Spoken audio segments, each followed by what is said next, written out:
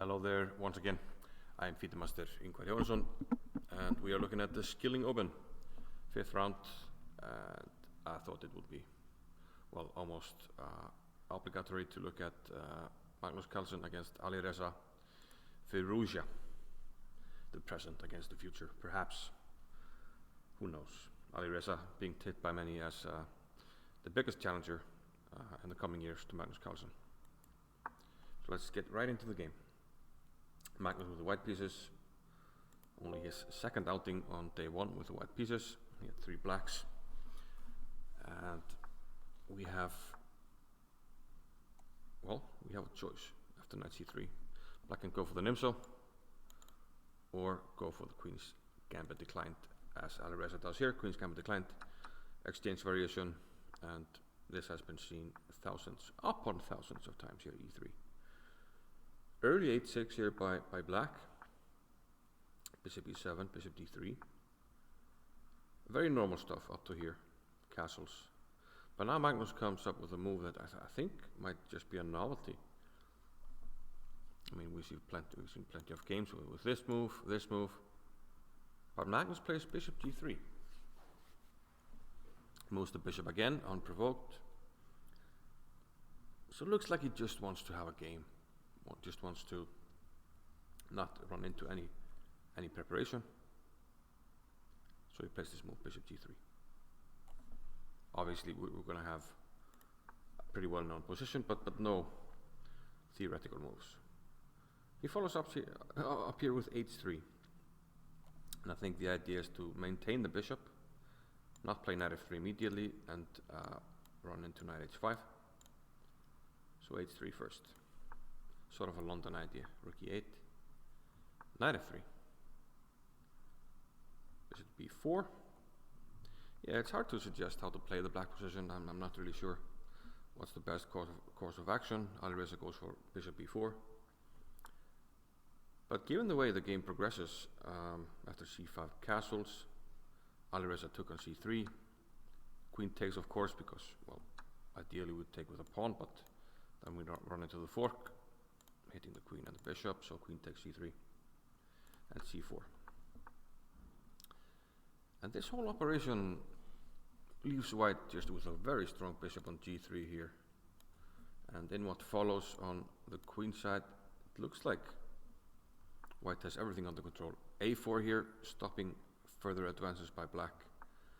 And a nice move here, b3. So now white will have the pressure on the queen side. As we see here, the bishop e4, white took it. Now he doesn't have the bishop here, but this bishop is very strong. Lines up well with the queen side play. C takes b3, rook fb1, introducing the other rook. And now rook takes b3. So white has the c file. He has pressure on the b file. You can choose where to put this rook. This knight keeping the pressure on e4, but also eyeing some opportunities to jump into the game on d6 perhaps. And meanwhile, black doesn't really have any big counterplay here on the king side. This bishop very well placed, keeping everything together and helping with the queen side play. So knight f6, trying to drum up something on the king side. But Magnus plays rook b5 here. After rook b5, bishop e6 was played by Alireza. And Magnus has a choice here. He can take on b7, and he can also take on a5.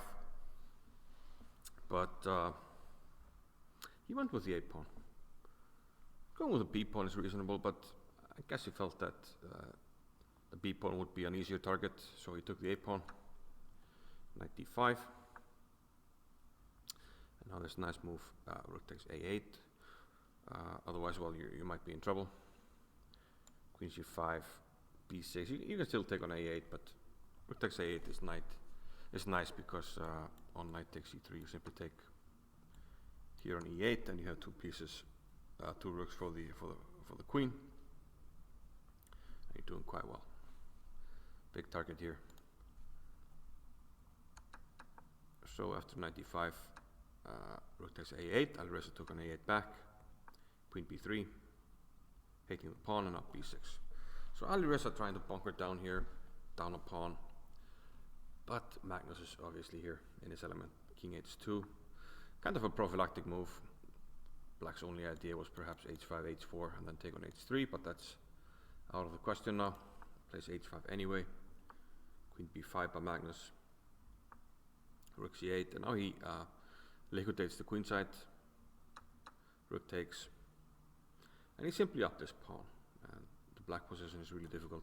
You can't go for activity, because then you surrender the 8th rank, and the heavy pieces will penetrate.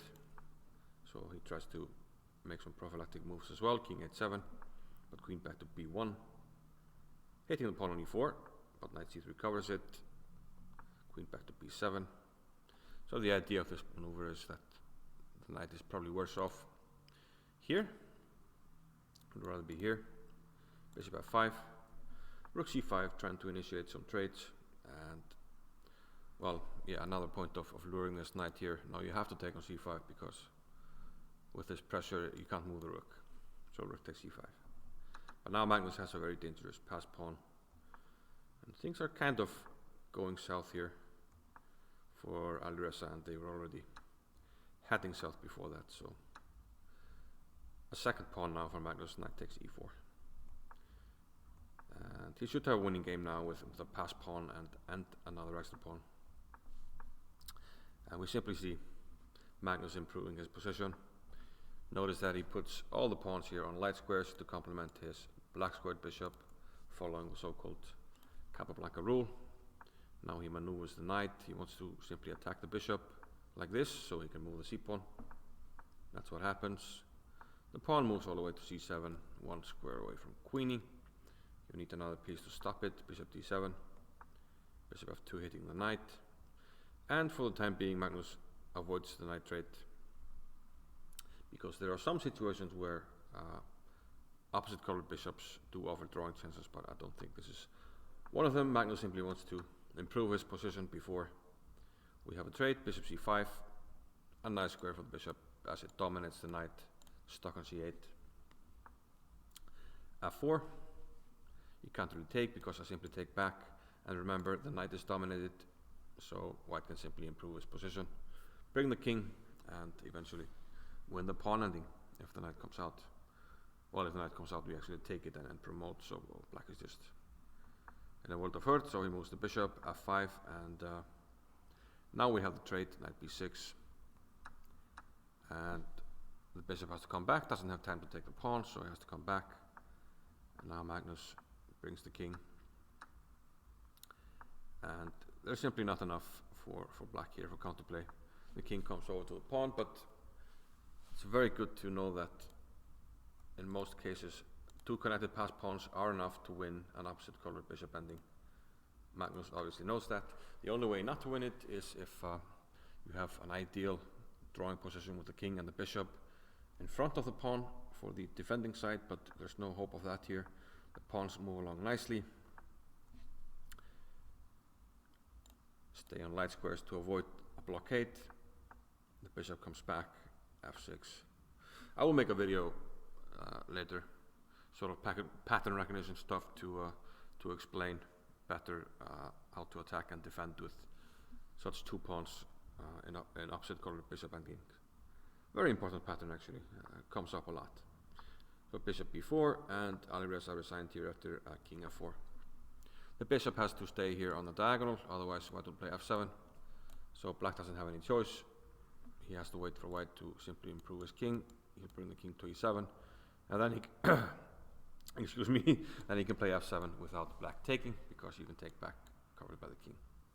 So promotion will simply happen. So Alireza resigned. So a good win for Magnus, finishing with 3 straight wins. And Anish Giri is actually leading now in the tournament, but Magnus, along with others, half a point behind. But this was only day one. And well, Magnus was happy with the win. He said it's always nice to beat Alireza while he can. A bit of a joke, but maybe a hint of seriousness, because Alireza, he's improving quite fast. Here we see the cap score. Another very solid by Magnus Carlsen, 98.3. does have some slight inaccuracies or mistake, which is why it's not in the 99%, but 98.3, very good by the world champion. And Alireza, 90.8, reasonable, but not good enough, and we see that according to the graph, it looks like Magnus just built up his position. Lost a little bit of his edge, but nothing to be worried about, and finally completely winning in the end. So good game by Magnus, and this wraps up my coverage of day 1. And well, day 2 is starting soon, so I will hopefully see you soon with day 2 coverage of the Skilling Open. See you then.